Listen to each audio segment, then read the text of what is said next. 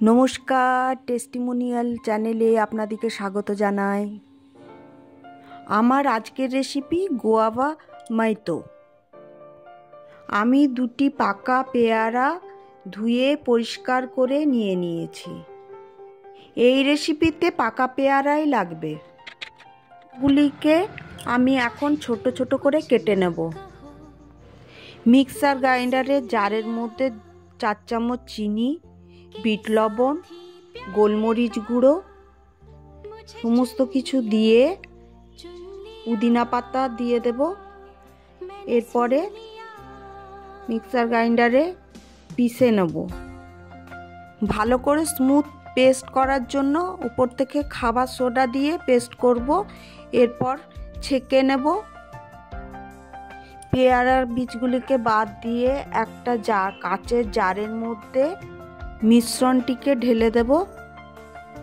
ঢালার পরে কিছু বরফের কিউবও দিয়ে দিয়েছিলাম। ওপর থেকে আধটা লেবু আর খাবার সোডা দিয়ে দেব। ভালো করে মিক্স করে দিতে হবে। ওপর থেকে দিয়ে দেব চাট মশলা, ভাজা জিরের গুঁড়ো, ওপর থেকে দিয়ে দেব বরফের কিউব। প্রয়োজন মতো ওপর থেকে চিল সোডা দিতে পারেন। আপনারা মনে করলে সোডার বদলে স্প্রাইটও ইউজ করতে পারেন।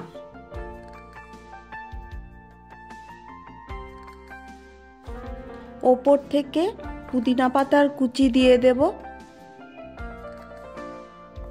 এরপর আমি এটিকে ডেকোরেশন করে নিয়েছি। গ্লাসের মধ্যে সার্ভ করে দেব ঠান্ডা ঠান্ডা মইতো। আমার চ্যানেলটি ভালো লাগলে লাইক এবং সাবস্ক্রাইব করে দেবেন। ফলো করতে ভুলবেন না। দেখা হচ্ছে আবার একটি নতুন ভিডিও নিয়ে। ভালো থাকুন, সুস্থ থাকুন।